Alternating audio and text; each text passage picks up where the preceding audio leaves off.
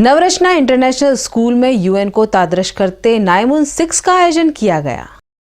UN एक ऐसी वैश्विक संस्था है जहां पर विश्व के तमाम देश अपने राजनीतिक, आर्थिक समेत विविध मुद्दे उठाते हैं और चर्चा कर सॉल्यूशंस निकालने का प्रयास करते हैं। इसी वैश्विक स्थितियों को बच्चों तक पहुंचाने, उन्हें समझाने आज से करीब 5 साल पहले नवरचना इंटरनेशनल स्कूल की 4 छात्राओं की सोच और प्रयासों से स्कूल में शुरू हुआ Navrachna international model United Nations का। प्रतिवर्ष की तरह इस साल भी 2 दिनों के लिए 9/6 का स्कूल में आयोजन किया गया। यूएन काउंसिल मीटिंग्स के उस अंतर्राष्ट्रीय माहौल, बिल्डिंग स्ट्रक्चर, सिटिंग अरेंजमेंट और डिजाइन को बच्चों ने तैयार किया और वडोदरा और राज्य के विविध स्कूलों के 200 छात्रों ने विविध देशों के डेलीगेट्स के स्वरूप में इसमें भाग लिया। इस यूएन मॉडल में भारत पाक युद्ध, गल्फ वॉर, तिबेट स्वातंत्र्य जैसे मुद्दों पर चर्चा हुई। यहाँ पर यूएन जैसा ही मीडिया कोर बनाया गया, जिसमें बच्चों ने अंतर्राष्ट्रीय मीडिया के प्रतिनिधि बन मीडिया को पोर्ट्रे किया और तीव्र गति से विश्व तक पहुंचाई जाती खबरों की टेक्नोलॉजी का उपयोग कर समाचार जगत को दर्शाया। बच्चों ने इस अनोखे प्रयोग का हिस्सा बनकर बहुत ही खुशी जताई। अभी हम लोग 8 कमिटीज़ रखी है। 8 committee basically 8 different types of committees में अलग अलग।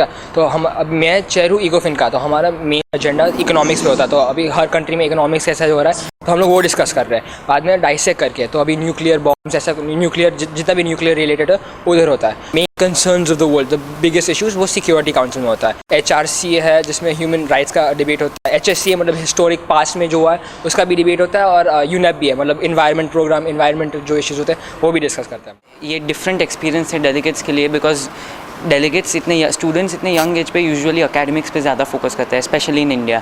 वेयर एज ये मॉडल यूनाइटेड नेशंस कॉन्फ्रेंस वो लोग को ज़्यादा अवेयर एंड ग्लोबल सिटीजन्स बनाता है, आसपास क्या हो रहा है एंड वो लोग को कैसे रेजोल्यूशंस एक्चुअली पास होते हैं। और ये आइडिया को डेवलप कैसे किया गया इन 6 सालों में? 6 साल के पहले 4 लड़कियां थी जिन्होंने ये आइडिया को स्टार्ट किया और हम सिर्फ 6 साल से ये आइडिया को आगे ले जा रहे हैं। और इस बार का आइडिया सिर्फ 8 कमिटीज़ का है और हर एक कमिटी में डिफरेंट कंट्रीज़ होती है। जो टॉपिक डिस्कस किया जाता है उस पर होता है।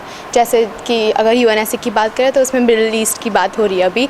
सो जो भी मिडिल ईस्ट की कंट्रीज़ है वो इन्वॉल्व होती है, और जो सुपर पावर्स कंट्री होती है, US है, रशिया है, चाइना है, फ्रांस, वो सब इन्वॉल्व होते हैं। सो हर एक कमिटी में ये 5 कंट्रीज़ होती है जो सबसे पावरफुल होती है और they have a very big stand on all the issues that have been debated आज के MUN में। बार हम गुजरात और महाराष्ट्र, इंदौर से बहुत सारे स्कूल्स आए हैं और बहुत सारे फर्स्ट टाइमर्स भी है। सो हम लोग अभी रिसेंटली ब्राइट डे में गए थे, स्टूडेंट्स जो फर्स्ट टाइमर्स हैं उनको ओरिएंट करने के लिए कि ये MUN में कैसे क्या होता है, रूल्स ऑफ प्रोसीजर क्या होता है, उनको रिसर्च कैसे करना होता है। फिर MUN में एक पोजीशन पेपर करके चीज़ होती है। सो हमें उन्होंने बताया कि आपका फॉर्मेट ऐसा है। सो अगर ऐसी कोई स्कूल्स है तो हम वहाँ स्कूल्स में जाके ओरिएंट करते हैं। मॉडल यूनाइटेड नेशंस मतलब जो यूनाइटेड नेशंस इंटरनेशनल बॉडी है जो इंटरनेशनल इश्यूज़ को डील करती है, उनका एक छोटा सा मॉडल। व्हाट वी ट्राई कि स्टूडेंट्स को हम ऐसा प्लेटफॉर्म दे जहाँ पे वो कंट्री के रिप्रेजेंटेटिव्स बनकर एज इफ यूनाइटेड नेशंस में वो कंट्री को रिप्रेजेंट करते हैं, वो इश्यूज़ को डिस्कस करे, डिबेट करे और 2 दिन के अंत में कोई एक रेजोल्यूशन, कोई कंक्लूजन पास करे जिस पे हर कंट्री का सपोर्ट हो। कोशिश ये है कि ज़्यादा से ज़्यादा स्कूल्स आए, ज़्यादा से ज़्यादा कल्चर से आए। इस बार हमारे पास 4 स्टेट से स्कूल्स है।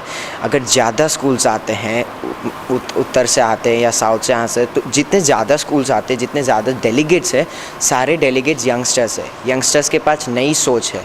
नई सोच होगी तो डिबेट होगी, कुछ नया होगा कि नहीं इसमें ये नहीं ये कर सकते हैं। उससे भी इम्पॉर्टेंट है कि लेवल ऑफ डिबेट, हम टॉपिक के कितने डेप्थ तक जा रहे हैं।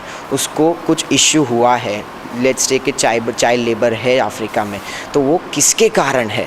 इंडो पाकिस्तान वॉर हुआ था 1990, वो किसके कारण है, कौन जवाबदार था, अगर मिला है तो उसको कैसे रेजोल्यूट करते हैं। वो कब कर सकते हैं, जब ज़्यादा से ज़्यादा नई सोच होगी।